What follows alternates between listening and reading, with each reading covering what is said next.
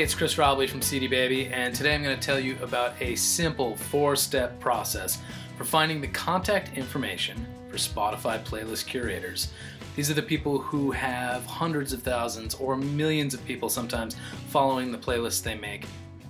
So it's no wonder that these people like to stay just a little bit anonymous and not make themselves easy to find, because every artist, every manager, label, publicist, distributor wants to get a hold of them.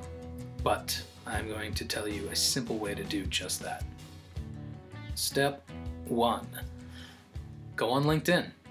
Once you do, go to the search function and type in Spotify plus any of these keywords: editor, editorial, A&R, artist development, label services, or shows. So, who shows up? Probably dozens and dozens of Spotify employees, not all of whom are going to be curating playlists, of course, so you have to do a little bit more research. That's where step 2 comes in. Go on Spotify. Open up the Spotify web player and search for that person's name in the search function. You want to find their user profile. When you do, click the tab that says Public Playlists. Now, these aren't necessarily playlists that they're curating, although it's quite possible. A lot of them could just be playlists they're following. But you will be one step closer to finding if these are the right folks to contact.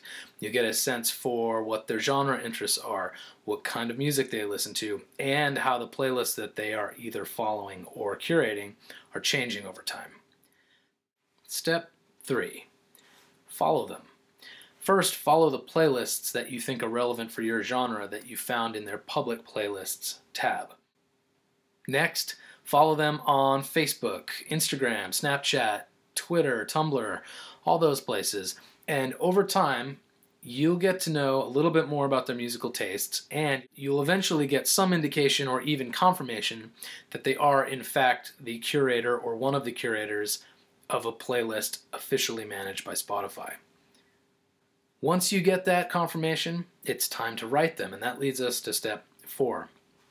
You want to find their email address, but how do you do that? Well, there are a number of online tools for finding and hunting down people's email address. Some are legit, some are less than legit, but I'll point you to one source in the video description below. It's a blog post called The 21 Best Email Finding Tools. I'm not going to make any specific recommendations here because I haven't vetted them. I'll just say that I started using one called Rocket Reach for no other reason than when I first started searching for such tools, it was the first one I came across. I joined at the free level, which gave me access to about 5 email contacts per month, I think. But a lot of these services have premium levels where you can pay for more access or unlimited access to people's business contacts.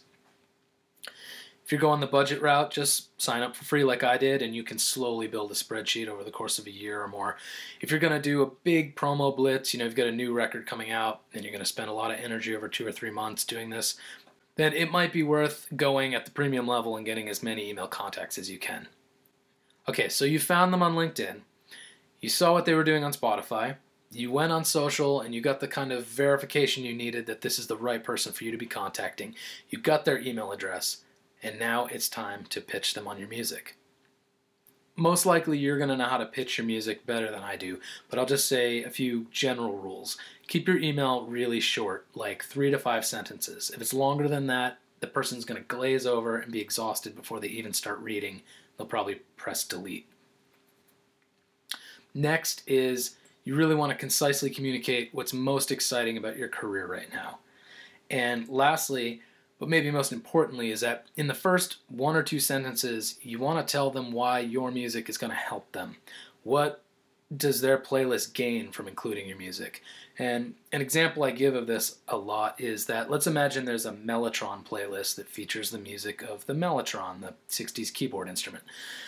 And it's probably going to skew pretty male heavy, like it'll be the Beatles and Sparkle Horse and the Moody Blues. Maybe you'd find someone like Amy Mann on there, but probably not a lot of female-fronted bands. And you've got a female-fronted band. Perfect. You've used the Mellotron in this song, so write them an email and say, hey, I love your Mellotron playlist. I'm in such and such a band. We won this award. We're touring the West Coast a lot. We have a female vocalist, and this song uses the Mellotron. I think it'd be a great fit for your playlist. Please check it out here, blah, blah, blah. right there in 4 or 5 sentences, you've said everything you need to do. You've shown that you know what they're up to and you appreciate the work they've put into curating this list. And if you make it any longer than that, I would say just include some details about how you're willing to promote the playlist, promote your placement on it, to share your excitement about that playlist. So that's pretty much it in a nutshell. Those are the simple steps. Putting simple in quotes because I know it's a lot simpler for me to say than for you to actually do. It's going to mean late nights staring at a computer screen doing all this research and then the follow-up emails, and this is a whole process, but I hope this gives you a good beginning foundation for the process of reaching out to playlist curators.